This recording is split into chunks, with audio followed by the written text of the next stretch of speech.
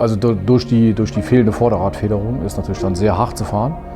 Die Reifen sind sehr dünn, absichtlich halt extra dünn, weil man immer wieder diese Breitbaureifen sieht auf allen Mopeds. War halt unsere Überlegung, da sehr schmale Reifen drauf zu machen.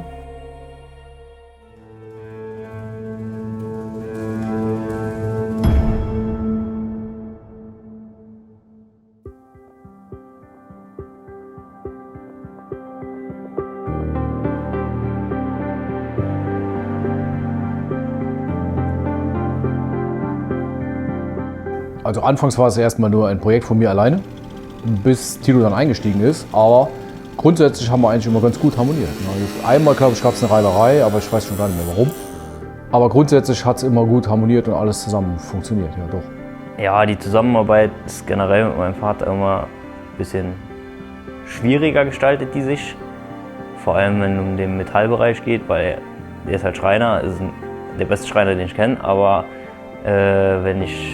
ich bin halt gelernter Industriemechaniker, dadurch habe ich halt eine andere Herangehensweise und will dann auch wirklich 100%ig haben. Wenn es um die Ideenfindung ging, sind wir eigentlich immer sehr gut aufeinander gekommen, das ist immer sehr gut harmonisch verlaufen. Aber wenn es um die eigentliche Ausführung von den Ideen dann ging, da sind wir dann manchmal halt ein bisschen aneinander gestoßen.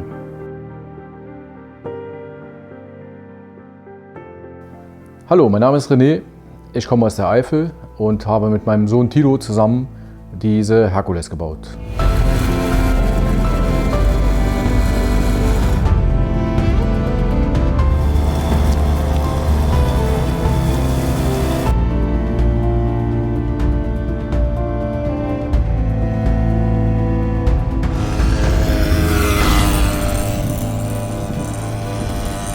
Sauerkrauts.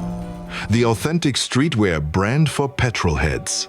Besuche unseren Online-Shop und finde dein Lieblingsstück.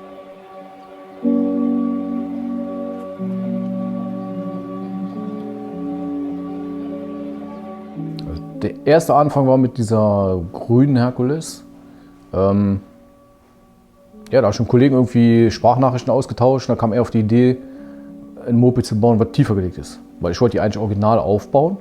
Und dann hat er irgendwie mit Tieferlegung und dann habe ich direkt, in dem Moment ist bei mir der Groschen gefallen. Die muss ja gar nicht original sein, weil die stand schon 15 Jahre hier rum. War schon lackiert, war schon soweit fertig und dann kam die Idee, oh, Tieferlegung ist cool, kann man was machen. Und dann ging es los. Tiefer gelegt, und dann kam der Lenkerumbau und so weiter an der grünen Herkules. So ist das Ganze mal losgegangen vor ein paar Jahren.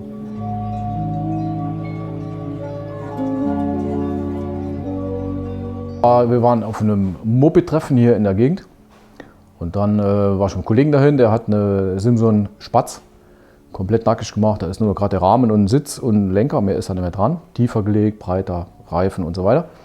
Dann sind wir da hingefahren zu diesem Treffen und dann wurde da sogar Preise ausgerufen. Und dann hat der sie da mit seiner Kiste den ersten Platz belegt. Und dann dachte ich, ja, nächstes Mal, wenn dieses Treffen ist, das findet nur alle 2 Jahre statt, beim nächsten Treffen muss ich den ersten Platz machen. So kam das halt. Obwohl die auch von der grünen Herkules begeistert waren, kam in dem Moment der Gedanke, jetzt musst du was bauen, was noch besser ist wie dem seine Spatz. Und dann ging es los, ja, mit dieser Kiste da.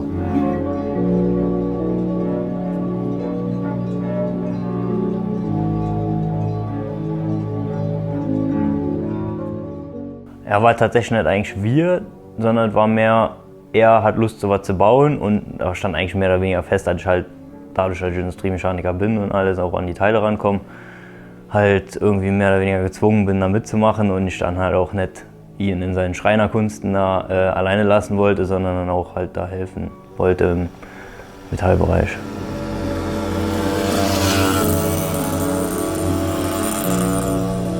Also erstmal die erste Idee war, so einen Rahmen zu finden und dann bei Kleinanzeigen halt alles auf den Kopf gestellt. Und hat tatsächlich diesen Rahmen gefunden für nur 15 €, sieh da. Ja, dann beim Kollegen ein paar Räder gefunden in der Scheune, die lagen da so rum. Ich sag, was machst du mit den Rädern? Du wolltest die bei Kleinanzeigen reinsetzen. Ich sag, nee, die kannst du mir geben. Und er hat dann was gebraucht von mir, aus Holz. Haben wir halt so einen Deal gemacht und dann hatte ich auch schon mal 2 Räder. Ja, dann, wie ging es weiter? Die Idee war, weil ich immer drauf stehe, so flache, gestretchte Mopeds zu haben, war mal die erste Idee, Die Gabel ein bisschen anzulehnen, also den Lenkkopfwinkel etwas zu ändern. Die Gabel war übrigens auch noch vorhanden, von irgendwelchen alten Mopeds irgendwo rumgeflogen. Und dann haben wir angefangen, den Lenkkopfwinkel zu ändern. Das heißt, das Vorderrad ist dann nach vorne gewandert, Lenkkopfwinkel verändert, eigene Gabelbrücken gebaut, damit das Rad weiter vom Moped wegrückt, so wie es jetzt da steht. Ja, zusätzlich zu der Vorderradgabel haben wir halt auch noch die komplette Vorderradschwinge selber gebaut, mit kompletter Bremsattelaufnahme und dem ganzen Drum und Dran, auch den hinteren Bögen, alles in Einzelteilen zusammengeschweißt. Ja, die Herausforderung war halt dabei, dass der Bremssattel wie an einem normalen Motorrad halt auch schwingend gelagert ist und dadurch musste ich mir mehrere Buchsen drehen und alles aneinander schweißen, filigran, damit der halt auch so läuft, wie er an einem eigentlichen Motorrad läuft und freiläufig ist. Der Bremssattel vorne, der ist eigentlich auf meinem Mist gewachsen, also die Übersetzung von Seilzug am Griff oben auf eine hydraulische Pumpe im Rahmen drin und dann wieder vorne auf die Hinterradbremse von einer Honda CBR. Das ist so meine Idee gewesen. Hat leider jetzt am Ende tatsächlich nicht so gut funktioniert, wie ich gedacht habe, weil irgendwann der Bremsdruck stärker ist als der Seilzug und man nicht die Bremskraft da drauf bekommt, wie man will. Aber vom Aussehen her ist es halt überraschend, weil man oben keine Bremspumpe sieht und unten dann der Bremssattel hängt.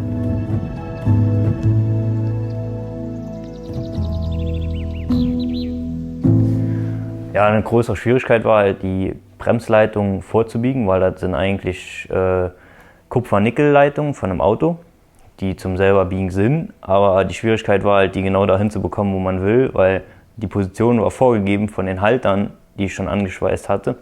Deswegen muss ich gucken, dass ich eine schöne Linienführung zwischen den einzelnen Haltern habe und die genau da ankommt, wo ich wollte. Und zusätzlich musste die auch im Rahmen innen drin noch verlaufen, für von der Pumpe auf den Durchgang durch den Rahmen durchzugehen.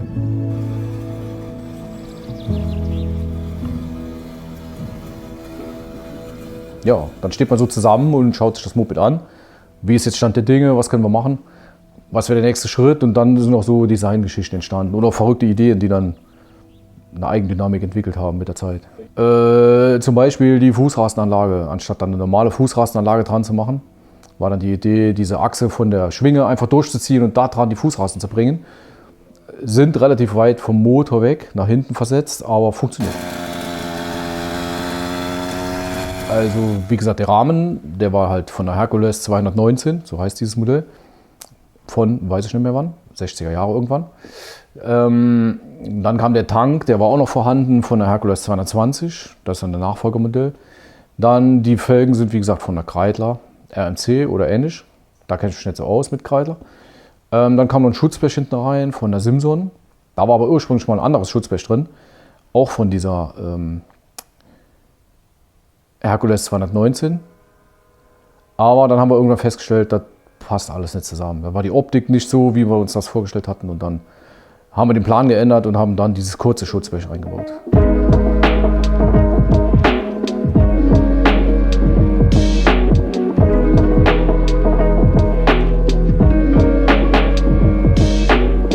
Also die Lampe an sich ist von eBay. Keine Ahnung, wo die herkommt. Ja, die hat mir halt so gut gefallen, weil die optisch gut gepasst hat. Auch von Maßen her, da muss ich halt ein bisschen drauf achten wegen den Maßen und dann hat sich die halt so ergeben, mehr oder weniger. Sollte anfangs etwas kleiner sein, aber dann war sie dann doch so, wie sie jetzt da ist. Und als sie verbaut war, hat sie mir dann doch gut gefallen. Ja, die Farbfindung war eigentlich, der Rahmen war in dieser Farbe. Die Gabel war zum Beispiel in diesem dunklen Grün, das jetzt auf den Speichen sich wiederfindet von den Rädern. Und so haben sich die beiden Farben schon mal eigentlich direkt ergeben aus den vorhandenen Farben auf den alten Bauteilen. Haben mir gut zugesagt. Die Mopeds gab es anscheinend damals auch in so einer Farbkombination, ähnlich. Und dann sind wir schon mal bei den beiden Farben hängen geblieben. Und dann kam da halt wie immer Messing dazu, was unser Lieblingsmaterial ist, so für Deko-Teile, weil die immer gut aussehen. Und dann ja, kam noch dieses Braun. Das war ursprünglich, kommt dieser Braunton eigentlich vom Bremssattel. Der Bremssattel ist von der CBR 1000 oder sowas Ähnliches. Und da war so ein Bronze-Braunton drauf, den wir eigentlich dann holen wollten, für alle anderen Teile zu pulvern. Aber den Farbton haben wir nie gefunden, nirgendwo. Nichts zu machen. Muster angefordert, verglichen, war aber keiner, der dieser Farbe nahe kam. Also haben wir gesagt, okay, da müssen wir alles umändern. Und haben dann einfach einen Rahlton genommen in Braun und haben dann diese fehlenden Teile in einem Rahlton braun pulvern gelassen. Ja, die Auspuffanlage ist auch bei irgendeinem Moped-Händler bestellt. Hat mit dem Moped an sich nichts zu tun, ist so eine Universal-Auspuffanlage, die man in jedem Laden in Deutschland kaufen kann. Funktioniert auf dem Moped, ob sie jetzt optimal ist, keine Ahnung. Sieht halt gut aus.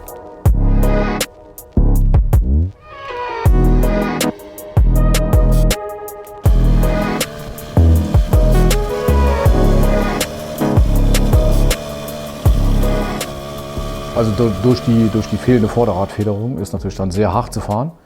Die Reifen sind sehr dünn, absichtlich halt extra dünn, weil man immer wieder diese Breitbaureifen sieht. Auf allen Mopeds war halt unsere Überlegung, da sehr schmale Reifen drauf zu machen. Die wir übrigens auch einmal gewechselt haben. Da war erstmal hinten ein breiter Reifen drauf, hat aber nicht harmoniert, hat nicht gut ausgesehen. Die Dimensionen waren irgendwie nicht so passend. Und dann haben wir entschieden, jetzt machen wir da mal ganz schlanke Reifen drauf, also entgegen jedem Trend. Man könnte jetzt noch BMX-Reifen machen, die noch schmäler sind, aber das war mir dann zu heiß, auf einem BMX-Reifen zu fahren. Und so ist das Ganze dann entstanden. Ja. Fährt mittelmäßig gut, muss man sagen, aber ja, ist halt sehr ruppig und sehr hart.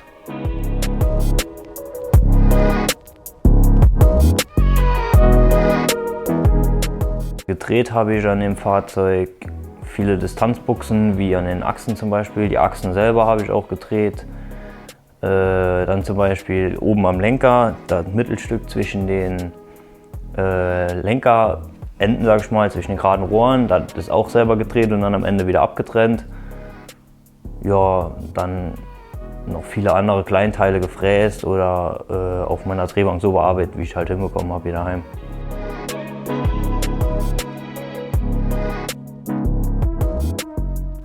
Ja, die ganze Elektrik war ein Riesenkampf, bis wir das mal so am Laufen hatten. Zu guter Letzt sind wir jetzt dann hängen geblieben an einem 2-Stromkreissystem. Das heißt, wir haben einmal Strom über die Lichtmaschine, ganz normal, aber ist keine Batterie verbaut. Doch, ist eine kleine Batterie verbaut von einem Modellbaufahrzeug, die dann diese Effektbeleuchtung antreibt. Das heißt, die Schalter im Cockpit sind damit beleuchtet. Dieser Ring außenrum in der vorderen Lampe und die Rückleuchte ist damit angetrieben.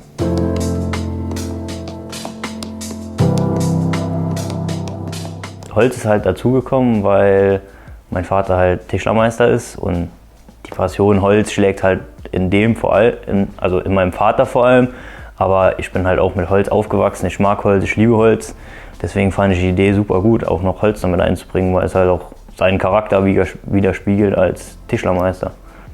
Ja, die Batterieabdeckung ist halt dadurch, dass da bei der Hercules 219 ist da halt original eine Öffnung im Rahmen und dieses Ölkännchen war sogar lange vor der Idee, so ein Moped zu bauen, da. Und als mein Vater gesehen hat, dass das halt perfekt darauf passt, war klar, dass das auch darauf muss. Und dann kam halt noch die Bremspumpe zusätzlich dahinter und dann war die Abdeckung perfekt. Wurden halt mehrere Ausführungen gemacht in verschiedenen Holzvarianten. Oder einmal habe ich probiert, eins aus Metall zu bauen, aber die endgültige Lösung war halt aus dem Holz, wie die jetzt ist, zu machen. Das hat perfekt gepasst zu dem Braunton, alles harmoniert.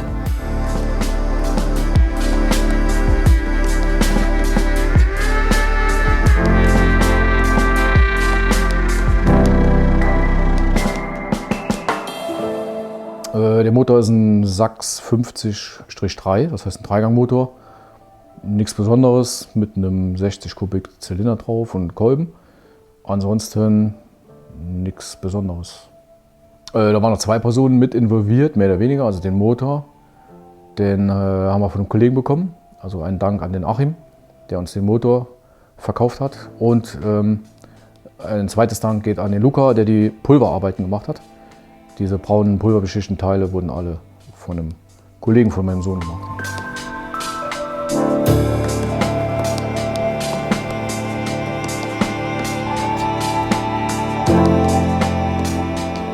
Die Sitzbank ist so gedacht, dass die irgendwann nochmal neu bezogen wird.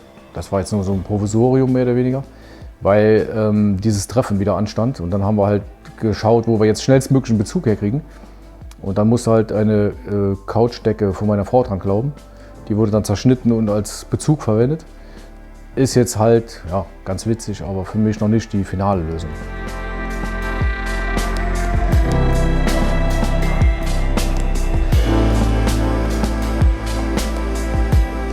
ja, als wir dann zu diesem Treffen hinkamen, das Moped war zwar fertig, wir hatten es Probe gefahren, aber war nicht so, wie es geplant war. Der Fahrmoment war nicht so toll.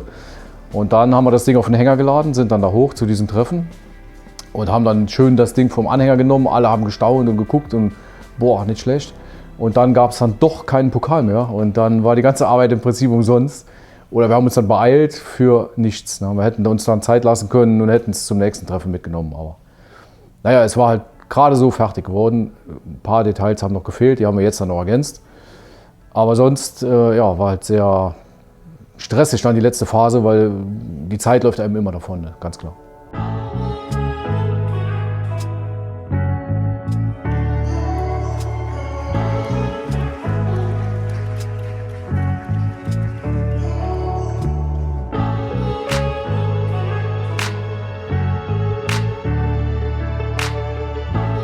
Genau, ja, ich würde noch so Kleinigkeiten. Der hintere Reifen, der sitzt nicht 100% in der Mitte, der ist ungefähr 1 mm aus der Mitte. Sieht man nicht direkt, aber wenn man weiß, ist es ärgerlich. Deswegen würde ich den gerne noch in Position bringen. Ansonsten ja, sind leider ein paar Lackabplatzer jetzt schon dabei und ein paar Stellen, wo sich der Lack anlöst durch Loctite oder Bremsflüssigkeit und die Ausdünstung davon. Das wären nochmal so ein paar Punkte, die man ausbessern könnte, aber sonst bin ich eigentlich im Ganzen zufrieden. Ich habe schon Bock auf jeden Fall auf ein nächstes Projekt.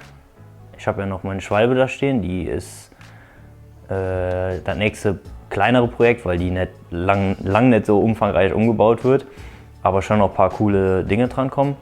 Und danach habe ich vor, noch eine Herkules umzubauen. Davon habe ich auch einen Rahmen schon oben stehen und eigentlich ein ganzes Fahrzeug aus Restbeständen.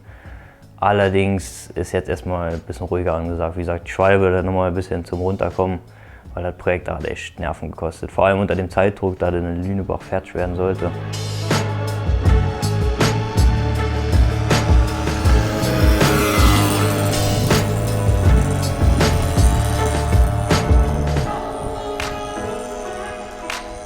Ja, vielen Dank fürs Zuschauen. Ich hoffe, euch hat das Video gefallen. Wenn es euch gefallen hat, abonniert gerne den Kanal und lasst ein Like da. Wenn es Fragen gibt, schreibt in die Kommentare. Ich probiere sie zu beantworten, sofern ich kann und ich sie sehe. Tschüss.